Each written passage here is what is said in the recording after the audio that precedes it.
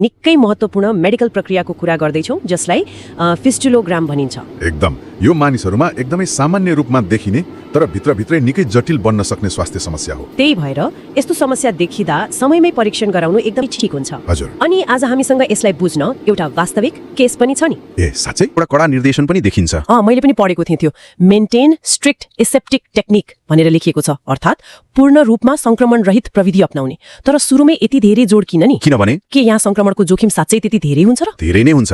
Fistula भनेको शरीरको बाहिरी सतह र भित्री अङ्गलाई जोड्ने एउटा अस्वाभाविक बाटो हो, एउटा खुला घाउ जस्तै। हजुर। यदि त्यो खुला घाउ वा ट्र्याकमा बाहिरी तत्व पठाउनु अघि पूर्ण शुद्धता कायम गरिएन भने त छालाको सतहमा भएका कीटाणुहरू शरीरको झन भित्री भागसम्म पुग्न सक्छन्। ओहो, त्यसले त अवस्था झन बिगार्न सक्छ नि। हो नि, त्यही भएर पहिलो कदममै संक्रमण नियन्त्रणमा एकदमै कडा हुनुपर्छ। भनेपछि संक्रमणको डरबाट बचेर सुरक्षित रूपमा ढोका त खुलियो।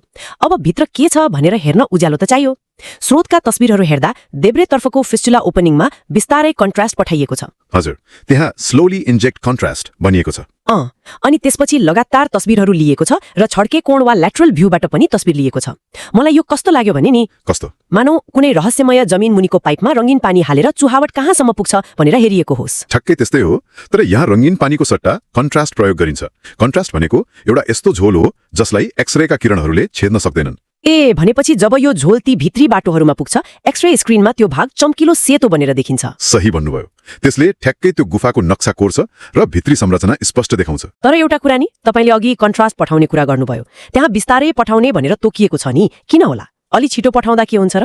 हो, यसको पछाडि एकदमै महत्त्वपूर्ण प्राविधिक कारण छ। छिटो र दबावका साथ कन्ट्रास्ट पठाउँदा भित्रका कमजोर तन्तुहरू च्यात्तिन सक्छन्। बाफ्रे। अनि च्यात्तिएर नयाँ नक्कली बाटो बन्न सक्छ। बिस्तारै पठाउँदा मात्र त्यो तरल पदार्थले भित्री बाटोको सही र प्राकृतिक आकार लिन्छ। अनि त्यो विभिन्न कोणबाट लगातार तस्बिर लिने कुरा नि, त्यो चाहिँ भित्री जटिल संरचनाको कुनै पनि हाँगा नछुटोस् भनेर हो। तर मलाई यहाँनिर अलिकति अचम्म लाग्यो के कुरामा? तस्बिरमा भनेको छ नि, look for internal opening, branching, abscess cavity भनेर, अर्थात् भित्री प्वाल, शाखाहरू र पीप जमेको भाग खोज्ने। हजुर। अनि अन्त्यमा अब्जर्भेसन वा पोस्ट प्रोसिजर केयरको कुरा पनि आउँछ कि मुख्य बाटो वा प्वाल मात्र पत्ता लगाउनु पर्याप्त हुँदैन र?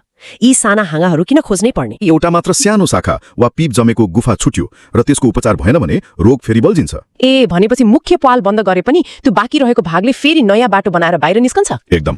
त्यही भएर सम्पूर्ण सञ्जालकै नक्सा निकाल्नुपर्छ। एउटा सानो गल्तीले पुरै मेहनत खेर जान सक्छ। अनि परीक्षणपछि सम्भावित असर वा संक्रमण हेर्न बिरामीलाई अब्जर्भेसनमा राख्नु उत्तिकै महत्त्वपूर्ण हुन्छ। साँच्चै अचम्म लाग्दो। यसको मतलब फिस्टुलोग्राम केवल एउटा सामान्य एक्सरे मात्र होइन रहेछ। यो त संक्रमण नियन्त्रणदेखि लिएर शरीरभित्रका लुकेका शाखाहरू र पीपका गुफाहरू पत्ता लगाउने एक सूक्ष्म प्रक्रिया पो रहेछ। हो नि, सही नक्साङ्कनले नै सफल उपचारको बाटो तय गर्छ। अन्त्यमा यो सबै कुराले एउटा कुरा सोच्न बाध्य बनाउँछ। यदि रोगको कारण मानव शरीरले आफूभित्रै यसरी जटिल र लुकेका सुरुङहरू निर्माण गर्न सक्छ भने हामीलाई थाहै नदिई हाम्रो शरीरभित्र अहिले पनि अरू कस्ता रहस्यमय संरचनागत परिवर्तनहरू भइरहेका होलान्। ती अज्ञात गुफाहरूको कल्पनाले मात्र पनि शरीरको विज्ञान कति रहस्यमय छ भन्ने महसुस गराउँछ।